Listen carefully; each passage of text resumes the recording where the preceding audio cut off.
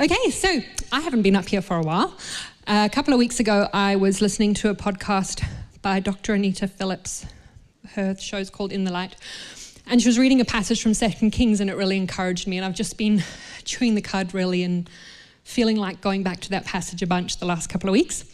And so today might be a bit more devotional rather than sermon, but I'm just going to welcome you into the stuff I've been chewing on around and around and around. Good thing I'm not a cow with 4 stomachs, masticating and bringing it back up. So, on the screens, or if you've got your phone or the Bible with you, we're going to turn to 2 Kings. Today is going to be a lot of scripture. Isn't it good to just keep in the Word, keep in the Word? It can be tricky. I'm wondering if more and more in our world, it's harder to concentrate for a long period of time on a piece of writing. I'm just like I used to be an English teacher, used to read a lot. I read less, and I find when I go to read, I can't concentrate so long. And I think more of that, it's because we track with more social media, and now it's reels, and it's under a particular amount of seconds to keep ourselves, watching something. And I'm just wondering if we've lost that ability to really get stuck into long chunks of the word. But as you know, as believers, we can lose our belief a little bit if we are not eating. If we're not eating this, it's like someone who lives on junk food and it's like, why am I always tired? I don't know why I'm starting with this, but it's just an encouragement just to remember that as we choose to follow the Lord, which comes with cost and it comes with effort and energy, and it's no walk in the park, you've probably realized, not far in, that to continue to gather together and to, as the scripture says, gather together as one, to keep coming together, to keep worshiping together, to keep praying together, to keep reading the word is a self-responsibility thing. And we can get a bit lean, we can get a bit, what's it called when you don't have iron in your blood? Anemic, if we're not chewing in this. I love that one of the ways I hear God the most is through the word because it keeps me dependent. For some of you, you might find, no, I hear the most somewhere else, or maybe it's in nature, or maybe it's through worship. I'm grateful that sometimes I'm like, I just need this because this is a primary way for me. But regardless of whether it's a primary way or not, just a reminder, it's just each day choose to eat. We're going to get very weak. So today I'm just going to take us through a bunch of scripture. I've got my title of the sermon is I Am and I Will. So I love that we finished with that song, that he is the way maker, he is that promise keeper, and all his promises are yes and amen. And he is saying over us today, I am the promise keeper, and I will. So in 2 Kings 4, verse 8, we have a story about Elisha, so a well-known prophet, Elisha and the Shunammite woman. We actually never hear what her real name is. The Perthite woman, the Australian woman, the Baldivis woman, the Mandurah woman is kind of what it is saying. It's just sort of refers to where she's from, but we never hear her actual name. We know she's a great woman. And it says, one day, Elisha went on to Shunem, where a wealthy woman lived, who urged him to eat some food. So whenever he passed that way, he would turn in there to eat food. So she, this great, beautiful, wealthy woman, knew that a man of God kept coming through their town, and she started to go, I'm going to feed him. She said to her husband, behold now, I know that this is a holy man of God who is continuously passing our way. Let us make a small room on the roof with walls and put there for him a bed, a table, a chair, and a lamp, so that whenever he comes to us, he can go in there. So not only have they been feeding him, together they began to actually create a space where he could come and rest and sleep. One day he came there and he turned into the chamber and rested there. And he said to Gehazi, his servant, call this Shunammite, this Perthite, this Baldivis woman. When he called her, she stood before him. And he said to him, his servant, say now to her, see, you have taken all this trouble for us. What is to be done for you? So he's wondering, how can we bless you back? Would you have a word spoken on your behalf to the king or to the commander of the army? Hello, if any real prophet, like a well-known prophet, like the most prophet known in the area at that time, came near you, maybe came to minister here at our church and said, what do you want from me? I think a lot of us would have a question or something like, can you prophesy over me? I would even be like, you can bless me, you can pray for me. So this is what he's saying. He's like, what can we do for you? And she said, I dwell among my own people. That was her answer, which pretty much is meaning, I'm good. I'm blessed. I actually have a community that I'm well connected in, and I'm thankful that you're asking me. I'm making this room for you for nothing. And I really am, I'm really good. I'm content, is her answer. He said, what then is to be done for her, Gehazi? And Gehazi answered, well, she has no son, and her husband is old. So then he figured out she had a deeper need. That's interesting that she never said, actually, man of God, one of the most men of God we know in this region, I have this beautiful, deep, deep desire that I've never had breakthrough when it comes to having a child. Can you lay your hands on me? Can you lay your hands on my belly? Can you pray for my husband and I? She went, I'm good.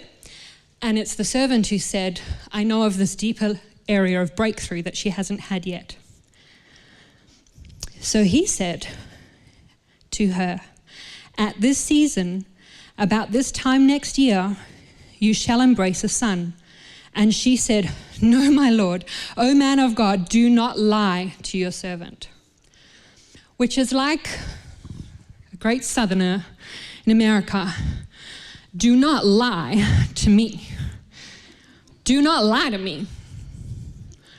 Why would she say that when it actually comes to a deeper place of need for breakthrough? Do not lie to me. I can't handle if you get me touching that place of lack of breakthrough and then it's a lie. And I'm wondering if there's others who might feel like this Shunammite woman. Maybe there's some of us here that are the Shunammite woman, where if it comes to our relationship with the Lord and journeying with him and prayers, we're just so grateful for the world that we're in, and we're so grateful for what he's given to us, which is an amazing breakthrough for us to get to gratefulness. It's wonderful. And we've accepted some of the situation we're in, which is also can be an amazing breakthrough. That can be yieldedness. But I'm wondering if some of us are not in touch with something that is, if that wasn't a guarantee on breakthrough in that, I can't look at that because it's been too painful. And I'm wondering if God's given promises to people in this room here, maybe 6 months ago, maybe a year ago, maybe 5, 10, maybe 40 years ago.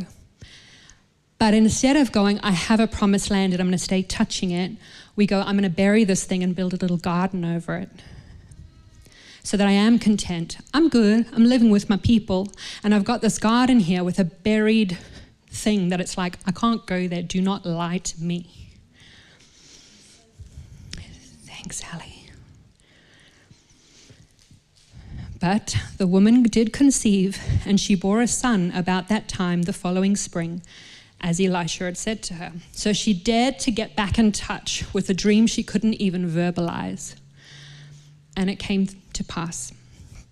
Let's keep going. When the child had grown, he went out one day to his father among the reapers. And he said to his father, "Oh, my head, my head." And the father said to his servant, "Carry him to his mother." So he had, something's wrong with his head. "Dad, my head's hurting. He said, "Carry him to his mother." And when he had lifted him and brought him to his mother, the child sat on her lap until noon, and then he died.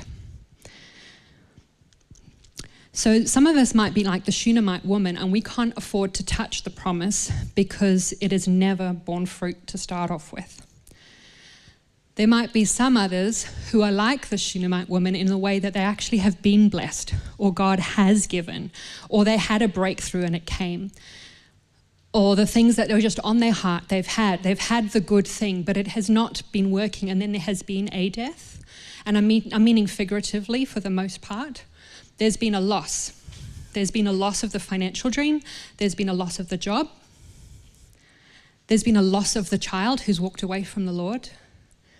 There's been a loss of connection relationally with a partner, so you still have them, but you're disconnected. There's been a lot of connection with God, loss of connection. There's been a loss of health. There's been a loss of some severe health issues, loss of memory. So now we have a good thing and there's been a loss. I also do want to say there is sometimes also an actual death. There'll be people here who've had actual death, so there's them too. I was part of a near-death experience and 5 died around me, but I didn't. And so I don't know the answers to those things, but I am saying this death, I'm speaking figuratively, but there are just absolute deaths. So let's see what happened. The women, and when he had lifted him and brought him to his mother, the child sat on her lap till noon, and then he died. So how was her response? Her response is the epitome of what it looks like to hope actively in the Lord. I have not had her response most times. Okay, so this is why I'm not sharing my story today. I'm sharing the Shunammite story. But this is an epitome of an amazing response. So she went up and laid him on the bed of the man of God and shut the door behind him and went out. So when she believed in this man of God, she built a room for him.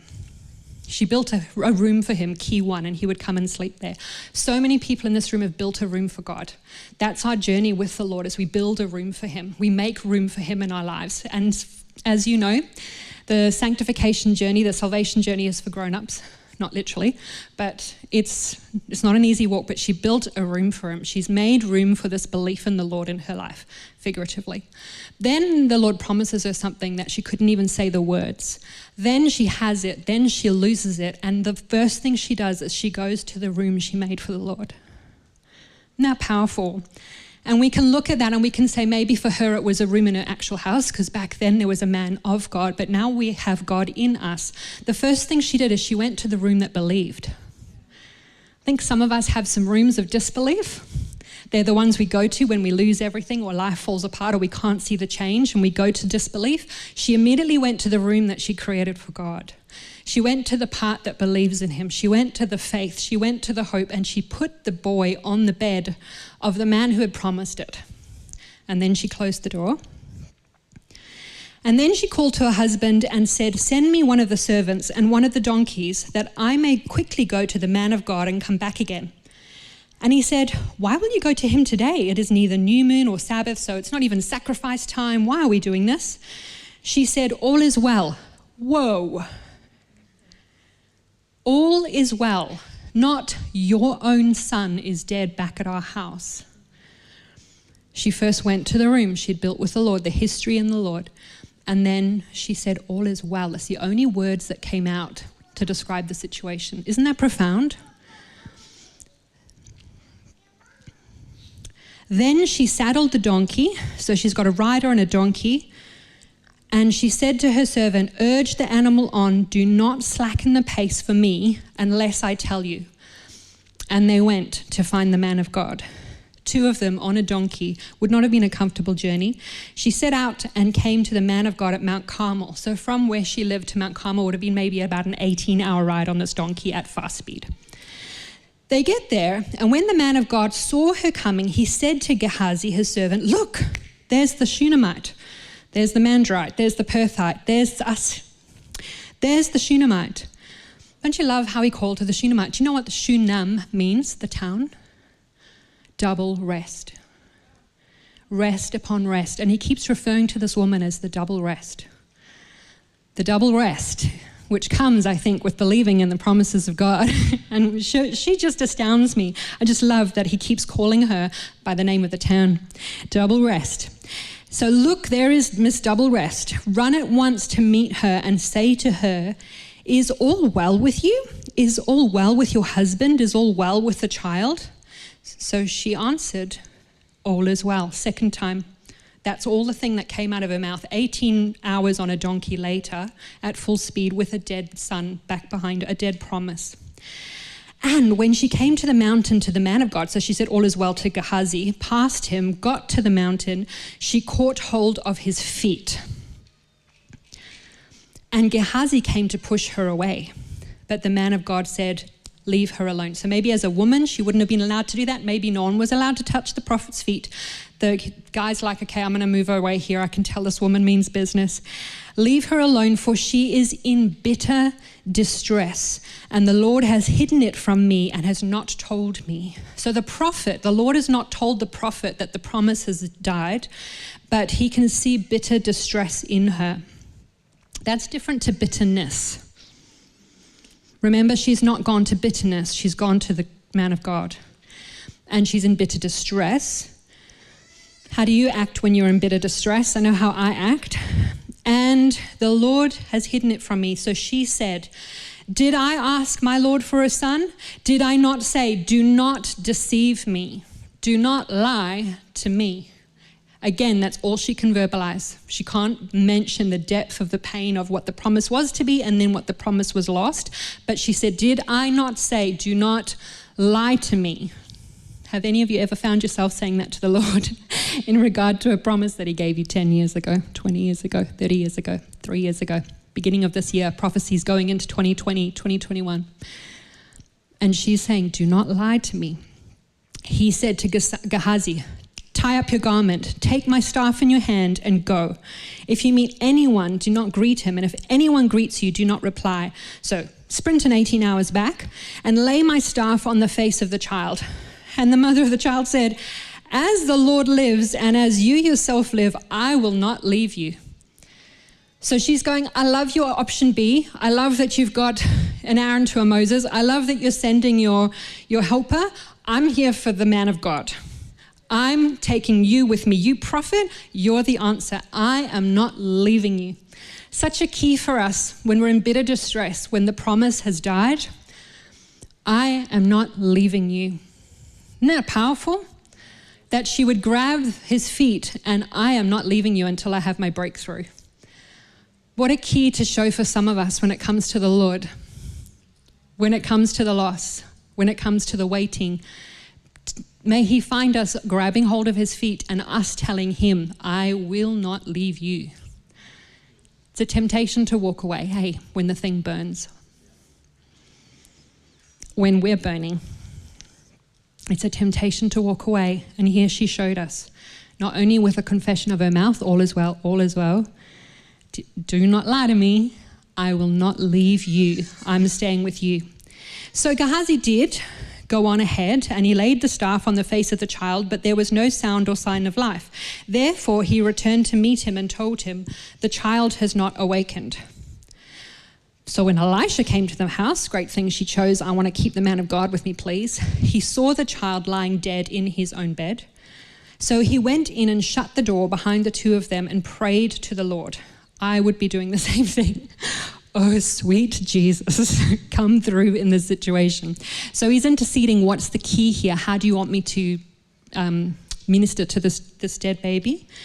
Then he went up and lay on the child, putting his mouth on his mouth, his eyes on his eyes, his hands on his hands.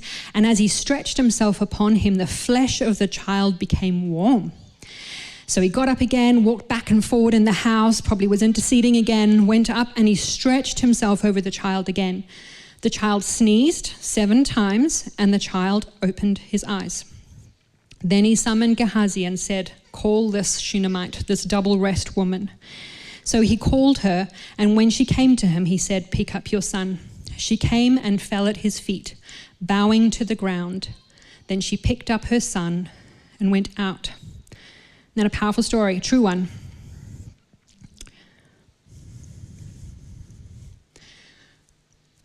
So in very blessed life. I just really am very blessed life. There's been a big personal promise that the Lord gave me 18 years ago through a prophet in South Africa. And there's no breakthrough yet for the 18 years. And it was such a specific one, and it actually has really impacted my life, and it's really mattered, and it's a really important one. And I'm going to come back to what it says in Psalm 105 later about what the purpose often of a prophetic word is for and what it does do. But I'm really grateful for it because it finds the rooms in our hearts that are the unbelieving rooms. Actually, I'll just jump straight to it. Sorry, people up there doing amazing things following me. In Psalm 105, it's actually referring to Joseph, verse 19. But it's talking about a prophetic word, and it says, until what he has said came to pass, the word of the Lord tested him.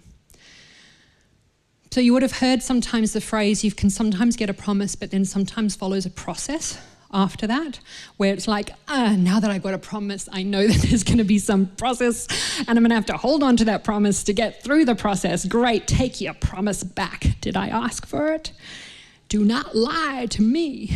But I love it how it says the promise actually tests us. and how much we can cling to that, how much we can stay with our fingers wrapped around the ankles of the Lord and go, I will not leave you, when our circumstances show something else. But the promise tests us. The Lord would love that we would live in a prophetic community, that he would live around those who would prophesy truly over us and accurately, his heart over us. You know, he says he would love us to all speak in tongues, but even more than that, that you would all prophesy. But even if you've never had a particular prophetic word over you, the Bible's full of them.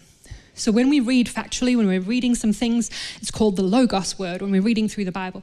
When we read something and it's like that sentence jumped out at me, it's like the sentence went straight into my heart and gave me courage, and I just know this is for me. That's called a Aimee word. That's when there's like prophetic strength attached to it, that we can read it and we know, I know God just spoken to my life today through the word. That's why it's really important that we keep eating the word and we read until we hear. Because we need to hear the promises of God when it comes to our situations. So just know, if you haven't had a promise about a tough situation, the word is probably where it's housed. And read until you hear. And you'll hear and you'll go, I know that just wasn't a general promise. I know he just literally gave me that promise. And it's that promise that we hold on to in the delay and in the waiting times and in the testing times. And that promise will test us. And it tests our belief.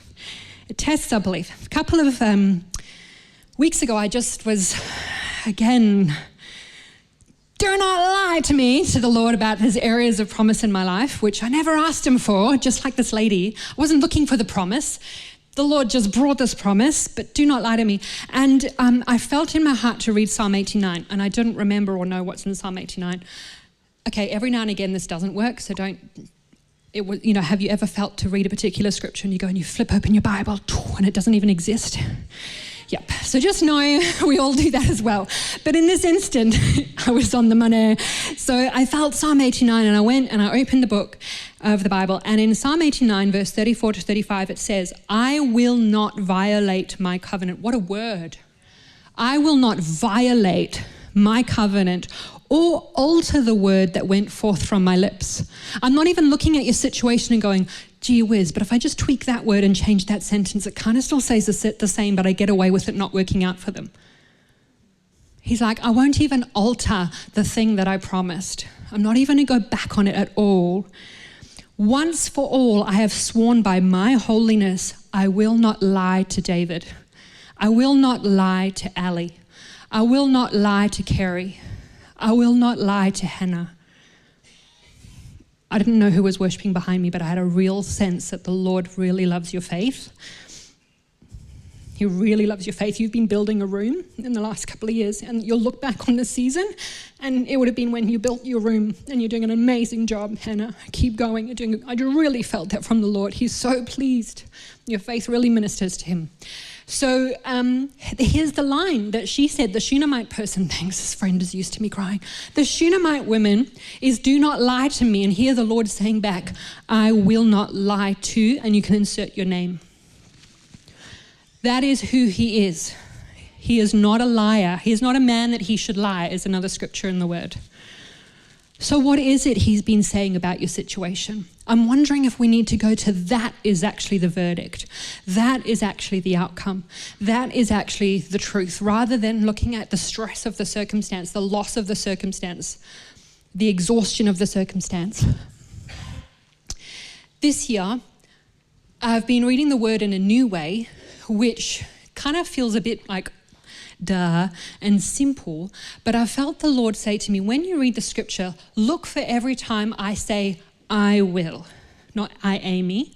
I, the Lord, will. I will. And then look sometimes for where it says, you, Aimee, will. Look for what the people will do and look for what God will do. And so I've spent the 7 months looking at this, and I've noticed it's everywhere. If you read through the Psalms, they're full of God saying, I will, and then it goes on to a verb. And it's over and over the last few months, I've just been chewing over him doing action things. I will deliver. I will break through. I will create a pathway. I will. And just reading through over and over that Aimee's not the active person who needs to make things happen. Aimee's not the strong, capable one. Aimee's not the one who has to be processing all the time to figure this out because how's this ever going to resolve itself? Aimee's not the one who even has to pray extra hours to make sure it does happen because God surely needs a bit more of my help because he's kind of asleep on the job. It's not about what Aimee's going to do to ensure this breakthrough happens. It's just over and over God saying, I will do this, and you will do that. And the main thing that it comes to in the word when it says what we would, the humans do, is that we will see and that we will know who he is, that I am the Lord. So, or that we will rejoice and that we'll celebrate what he did, because the action verbs kept being more what on his end. Isn't that amazing? And then the verbs that came with him going, I will, is all the breakthrough language.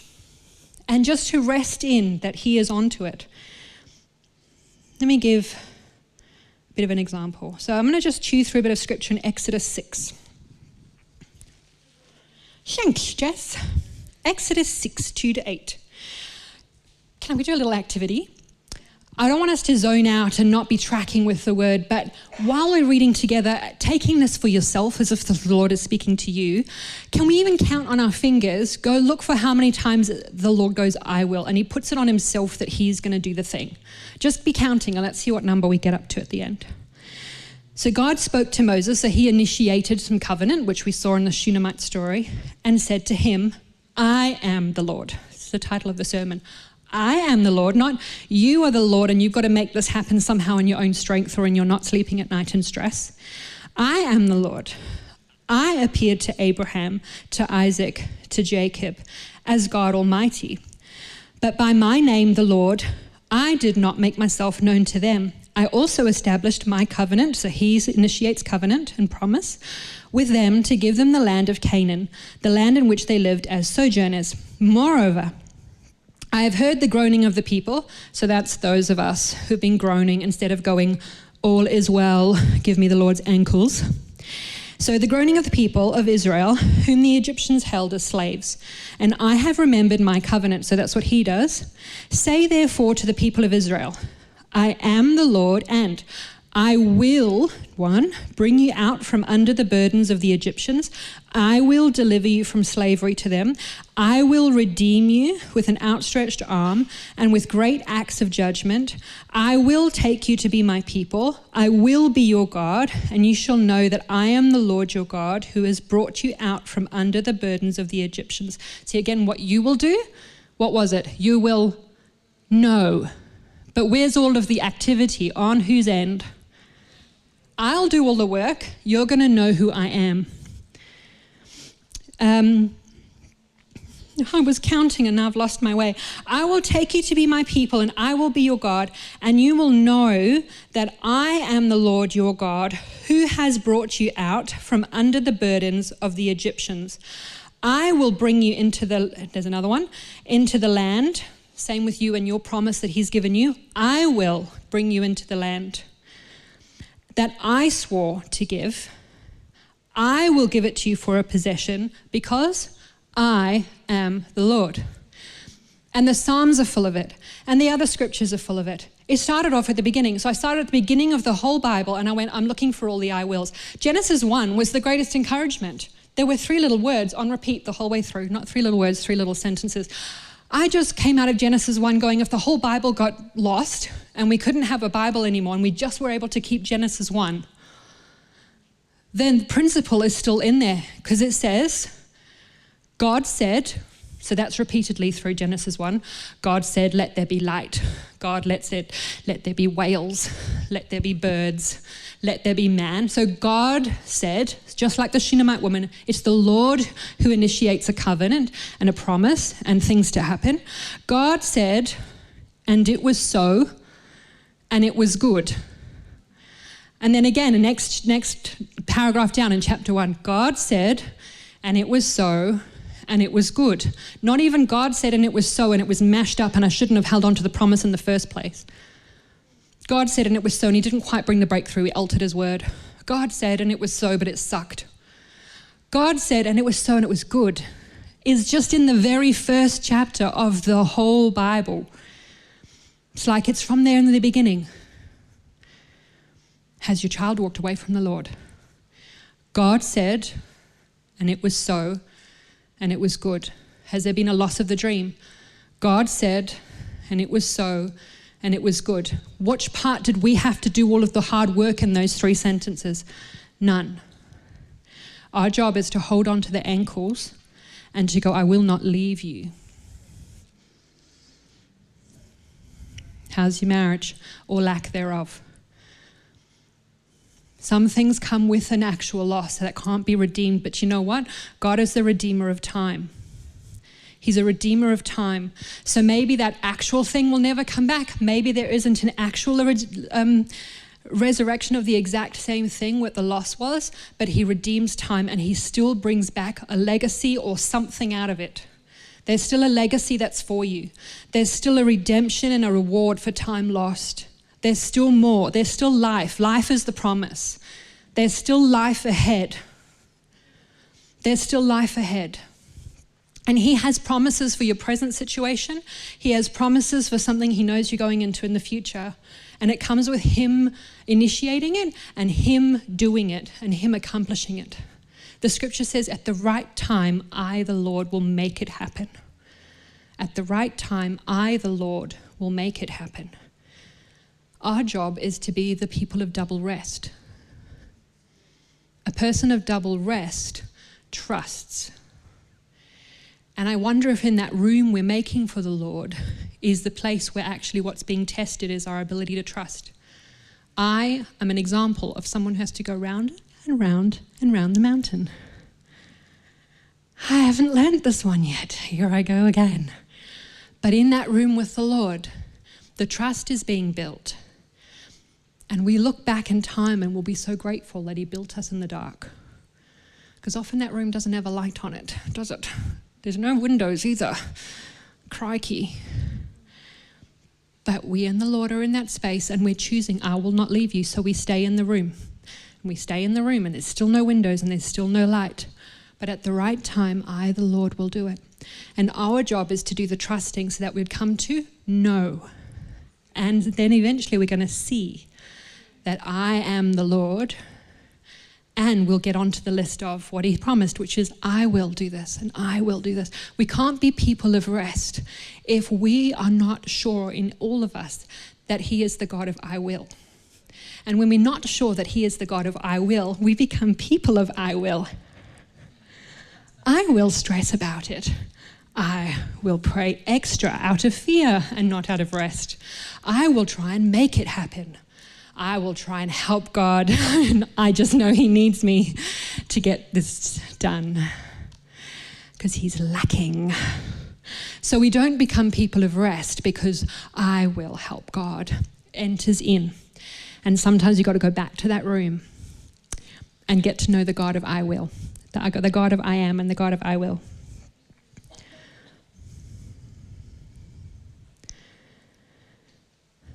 In Isaiah 46, 8 to 11, I'm an ESV girl presently, so these are mostly ESVs. Another thing he says is, I have spoken. There's the initiator of being the promise giver. I will, there it is, bring it to pass. I have purposed, I will do it. And he's saying that as a strong father to some of us today in the room. I have purposed, I will do it. Some of us are tired. Some of us have been in that room that we've built for the Lord a very, very long time. And we're grateful that he's been maturing us and maturing our strength and maturing our faith in that time. But some of us in the room are tired. And there's a scripture, I love actually the Message version of it more than any of the other versions. And I'm not usually into reading a lot of the Message version, but I want to read Romans 8:24 to 28 from the Message Bible. And this is talking about the exhaustion when it comes to believing. That is why waiting does not diminish us. So the word diminish is when we make something really small and falls apart. And this is referring to the waiting for God's promises. That is why waiting does not diminish us. You're like, hey, Aimee, don't keep reading. I'm telling you, waiting diminishes me. I feel diminished. I know I'm diminished. The waiting has definitely diminished me. He says this is why waiting does not diminish us any more than waiting diminishes a pregnant mother, because we are enlarged in the waiting. As someone who is pregnant becomes enlarged because they're waiting. So he's saying the same happens in us. We are enlarged in the waiting. We, of course, don't see what is enlarging us, so we're in a dark room. But the longer we wait, the larger we become, and the more joyful our expectancy. Meanwhile, the moment we get tired in the waiting, God's Spirit is right alongside helping us along. If we don't know how or what to pray, it doesn't matter. He does our praying in and for us, making prayer out of our wordless sighs or aching groans. Have you become like the Shunammite and you can't even verbalize the prayer anymore? That's what this is referring to. You can't even say and ask for it anymore. You just go, I'm going to just move over here into a little bit of burying that thing so that I'm content again, because God doesn't actually bring breakthrough. So I need to get content while staying a Christian, and I've got my little buried thing under a garden. And so I'm good. I'm living with my people, says the Shunammite. But this is the people that are actually in touch with that thing that brings pain, that grief, that unresolved grief, that even if we don't know how to pray, you can even get to the point where you can't even pray anymore, and that's okay. It's okay. It's part of the process when we even run out of words. I've been there where it's like, I've run out of words and I've even run out of the ability to worship. Have you been in those seasons where you can't actually even sing? But I allowed myself to say the worship songs on the inside of me. And I would sing on the inside because I was like, I can't even say the words or pray the words or sing the words. I know there's a whole thing on just worship anyway, and I've done a lot of that too. But there's been times you can't pray and you can't even sing. And this says, if we don't know how or what to pray, it doesn't matter. What a relief. Religion, poof, goes out the room. He does our praying in and for us, making prayer out of our sighs and our groans. He knows us far better than we know ourselves. He knows our pregnant condition, and he keeps us present before God. And that's why we can be so sure that every detail in our lives of love for God is worked into something good. Isn't that encouraging? And if some of you are in a season where the only thing you've got is a groan or a sigh at the moment, it doesn't matter.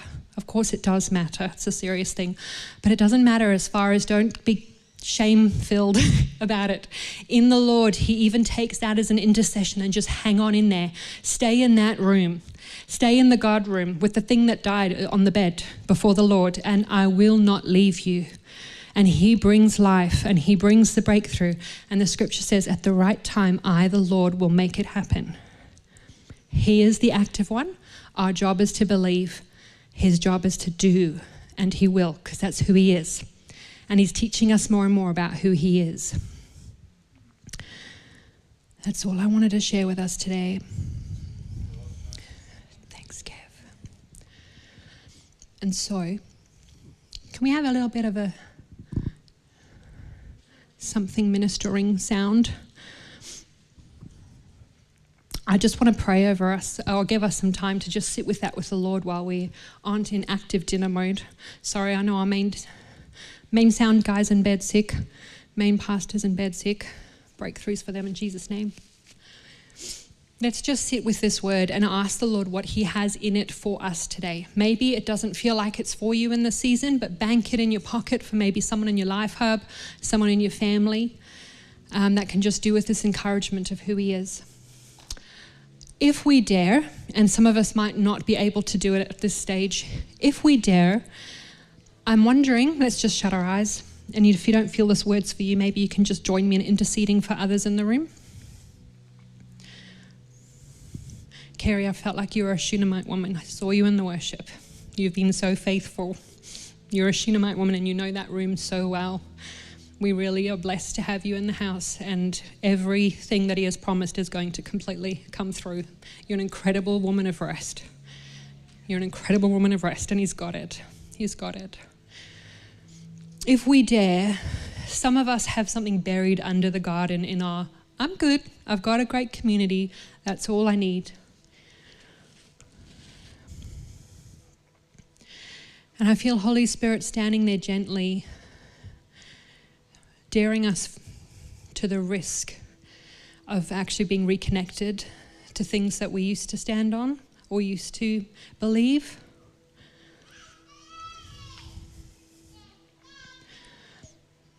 And even if it's just in a little way, would we be willing to just touch that thing again and bring it before the Lord? For others here, you've had the good thing and there's been a loss. And again, don't bury that thing and bypass the heart to be okay with it with the Lord. It's okay to be in the wrestle with Him. It's horrific, but it's okay to be in the wrestle with Him. Hold that thing out before Him. But more so, hold His feet. Whether the breakthroughs never come or there's been a loss or both, can we hold His feet in this room? And whatever that looks like for you, whether you need literally just do something with your hands as if you're putting them around His ankle, or if you're putting that thing in front of Him, can we get our eyes off that thing and put our eyes on the ankles? Just in your mind's eye, can we put our eyes on His ankles, not on the lack of breakthrough, not on what's hard?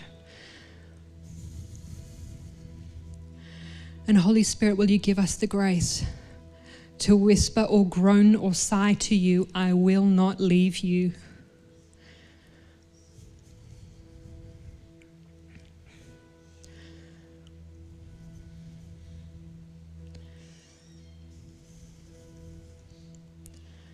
I will not leave you, God, because you are the I am.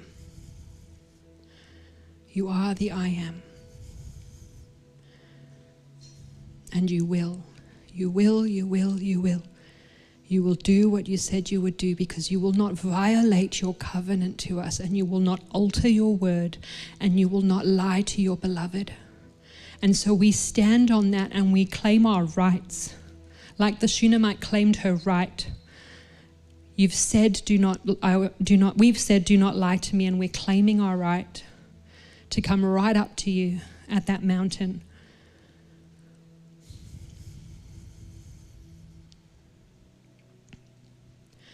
Lord, these promises have been testing us. They've been testing everything. But we just give you permission to do what you're doing in the room that we've created for you in our lives.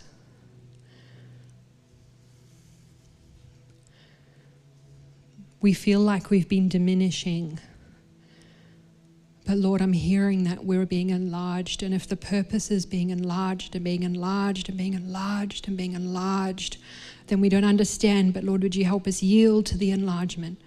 Would you help us yield to the enlargement? We thank you that you would even do that for us. You don't owe it to us. Help us yield to the stretch.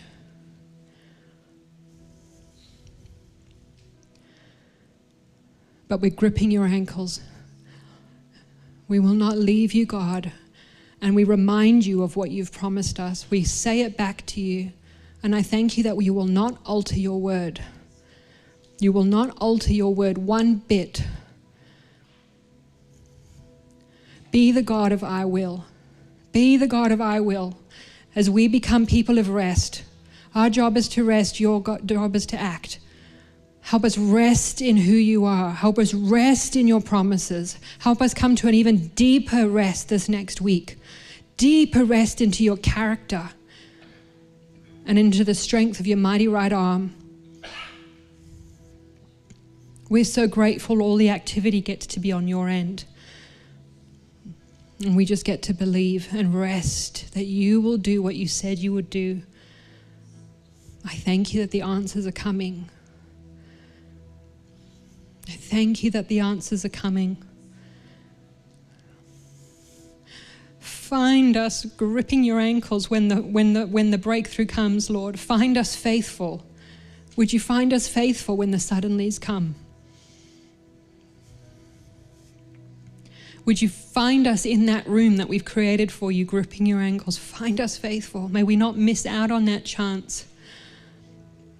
We just thank you for who you are. We celebrate who we are. We thank you that you keep your word. We thank you that you're onto it. We thank you for your mighty right arm. We thank you that you're all powerful, that you're an active God, and that you're willing. You're willing and able. You're willing and able. You're willing. You're so willing. You're looking at every one of our stories and you're so willing. You're willing and you're active and you're able and you're doing a good work. And you're going to get it all the way through to the finish line. And we will see and know you. We will see and know you as the active God who is good and does a good work, greater than we could ever ask or think or imagine. We celebrate who you are. You are glorious. Our future is that we get to see and know because you will.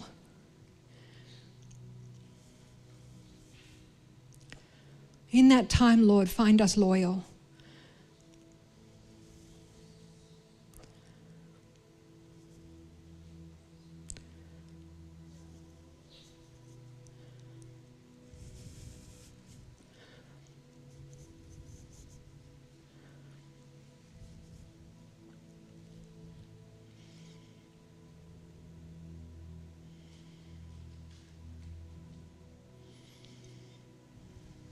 Thank you that you keep your word, Lord.